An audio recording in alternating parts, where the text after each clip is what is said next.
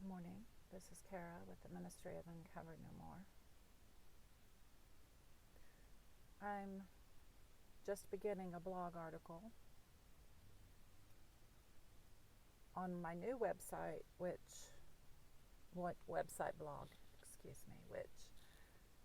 is a great comfort to me because I'm learning to talk about things about human nature through this blog without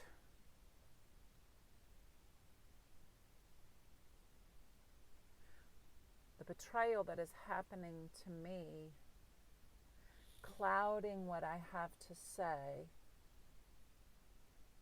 with other people's disinterest after what they did to me. They don't apologize. And the reason they can't apologize is because they can't go back and change the decisions that they made that caused consequences to me, to them, and to people close to all of us. So you can't change your past. You can only determine to habitually improve towards love that never fails your future. But I want to submit to younger generations that coming back and serving the older generations that you sinned against is the only way you're going to stop the negative reaping of what you've sown, no matter how young you were, no matter what it was that you thought other people or your parents or circumstances controlled you within. The responsibility is still yours as an adult to reform relationships where you fucked it up. Now, you don't ever do that with somebody who physically, sexually molested or raped you and all that shit as a child. You start over, and there's tons of people and tons of support groups that know that. So do not take what I'm saying out of context. You will have had to have listened to some of my other YouTubes in my own discussions with myself as I meditate and come forth out of too much religion in my life. It's a 55-year life. You would have to follow my discussion to understand why I would say that. We are taken out of context constantly in the United States of America, no matter who we are. And social media has a large part to play in that. And I can tell you right now that Gen Z and millennials do not want to drop their preoccupation with a number of things, and one of those things is social media. Let me tell you the second one, or it may be first, is sex. Just shut up about it. If you have a lot of desire at a young age, take care of it yourself. Don't involve other people. You go ahead, you bitch slap me in your head, but I know what I'm talking about, so you can fuck off. You can fuck off thinking that you know how to handle physically your sexuality at young ages. You don't. You don't. And churches is no place to get educated. Many parents are not good at it. Some of us try, and our kids will scream us down. We're never good at it because they're just bound and determined to be against us, not for us. Here, my friends and family, is the greatest pain in a male life. I'm talking all the way from my daddy and his generation to my 13-year-old son that I pushed out of my body. Thank God I had an epidural that time. because he was 11 pounds even. Because I had to sit in a chair. I was usually a very active pregnant woman. I had to sit in a chair for the last 5 months to protect my heart, and we're both glad that we are here together, and he's 13. So it was worth it, and I'm stronger, and my heart's stronger for the exercising of it. I do take blood pressure medicine, exercise, have a good diet, you name it, I do it, health-wise. So I'm not one of those people that is actively poisoning my body if I can help it. Sometimes I am. Alcohol is poison. I don't mean I don't enjoy it sometimes. I'm fasting it right now because I need to. The males, doesn't matter what age you are, here is the greatest pain in your life, because you are so compassionate if you're not a murderous piece of shit.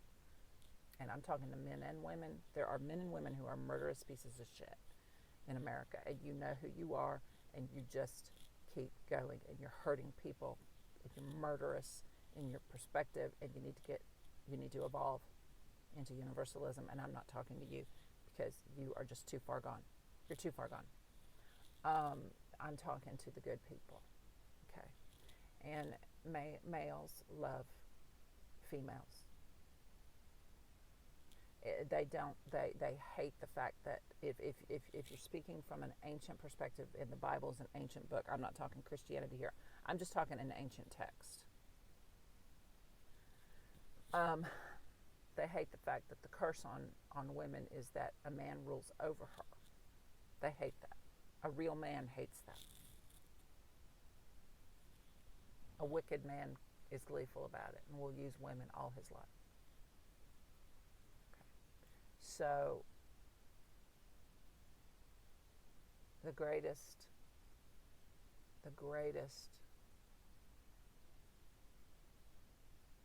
difficulty, the greatest valley of the shadow of death. Psalm 23, yea, though I walk through this valley of the shadow of death, I will fear no evil. The greatest difficulty for a man is to submit one to another with the women in his life and not try to fix her.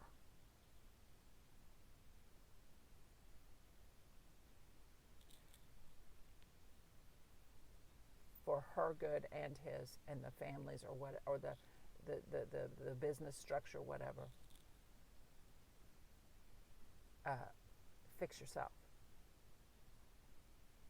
is what each individual person must learn, no matter the age.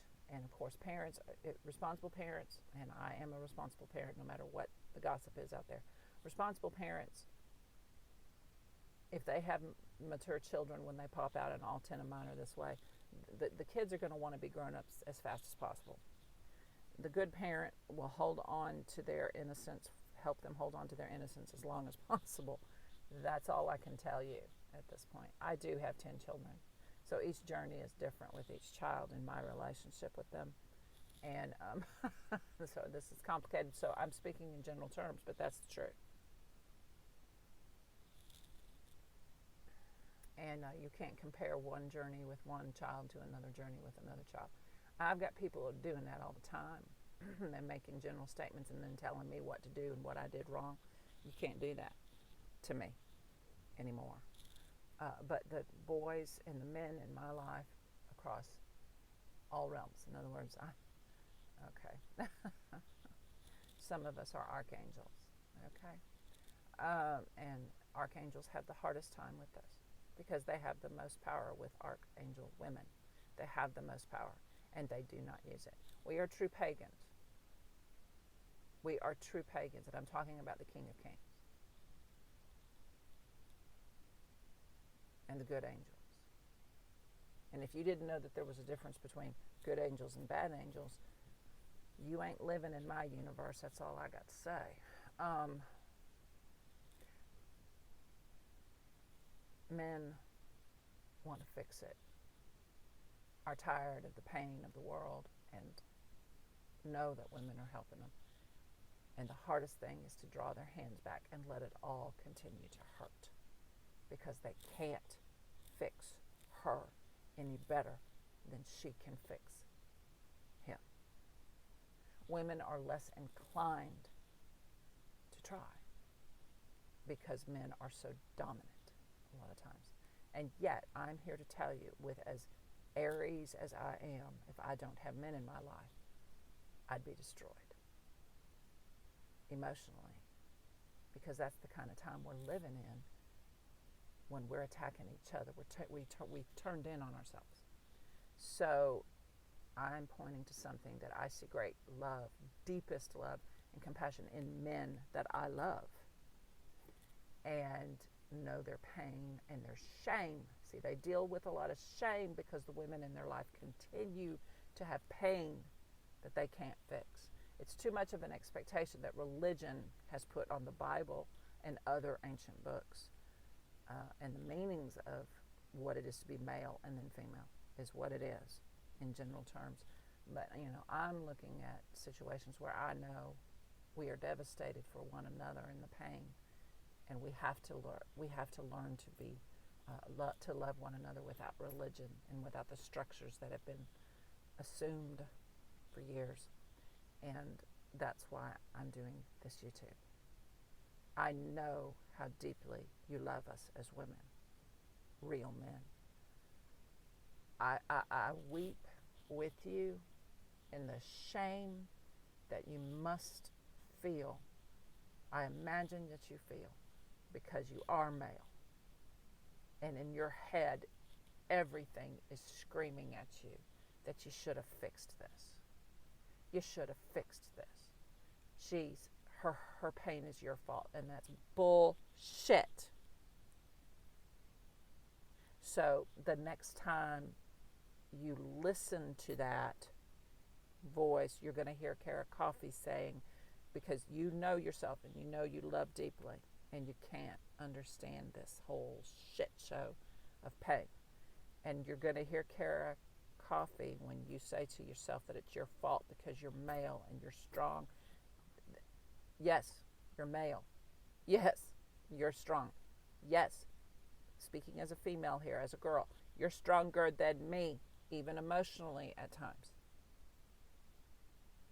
But the voice in your head screaming because you can't fix the pain girl is in, you're going to hear Beaty-Coffey say, that is bullshit. That's it. That's all I have to say to men that are truly, truly loving us, loving the world, loving the earth. Thank you for listening.